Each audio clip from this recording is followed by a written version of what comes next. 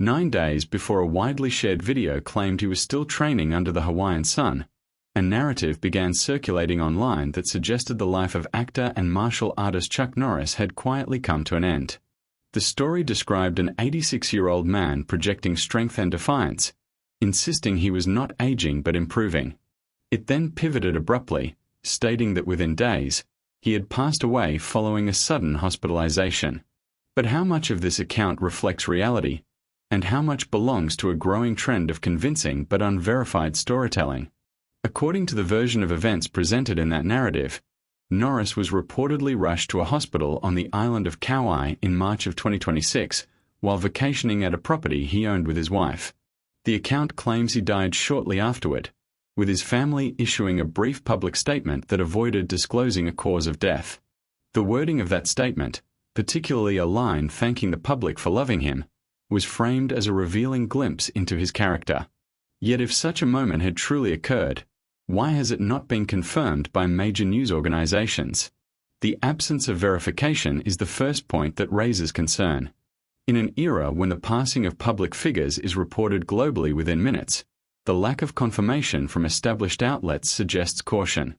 The narrative itself acknowledges a history of false reports about Norris's death, noting that similar claims had circulated during previous years and were later proven untrue. That history is important because it demonstrates how easily repetition can lend credibility to misinformation. So why do these stories continue to gain traction despite being repeatedly debunked? Part of the answer lies in how the story is constructed. It blends verifiable elements of Norris's life with specific, emotionally charged details that are difficult to independently confirm. His long career in film and television, his association with martial arts legends, and his business ventures are all well documented. The account also references his role in a long-running television series and his success beyond Hollywood, including business interests and endorsements. But when those facts are combined with precise claims about his final days, the line between fact and fiction becomes harder to see. Does the inclusion of real history make the unverified details more believable? The narrative also explores his reported financial legacy, estimating a net worth in the tens of millions and outlining assets that include property, business holdings, and entertainment royalties. It describes how such an estate might be distributed under Texas law, noting the role of his spouse and children. While these details are plausible and grounded in general legal principles, they remain speculative without official documentation. Estate matters are typically private, and without confirmation, these claims remain part of the broader narrative rather than established fact. So why present them with such certainty?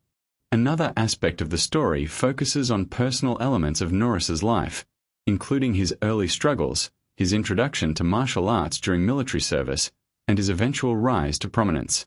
These details align with known biographical information and help build a coherent picture of his journey.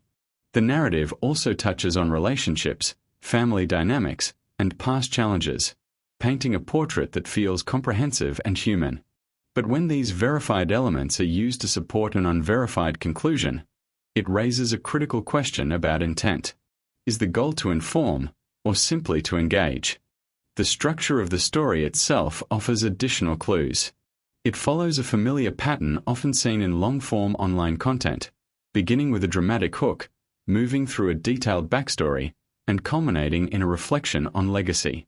Along the way, it introduces moments of tension and resolution designed to hold attention. This format is effective for storytelling, but it can also blur the distinction between reporting and narrative construction. When a story is crafted to feel complete and emotionally satisfying, does it matter whether every part of it is true? There is also the broader context of how information spreads today. Digital platforms allow content to reach large audiences quickly, often without the same editorial oversight that traditional media provides. Videos, articles, and posts can be produced and shared with minimal verification, relying instead on engagement metrics to determine visibility. In this environment, stories that are compelling or emotionally resonant can gain traction regardless of their accuracy. How does that affect the way audiences interpret what they see and hear? For viewers, especially those accustomed to decades of traditional news standards, this shift presents a challenge.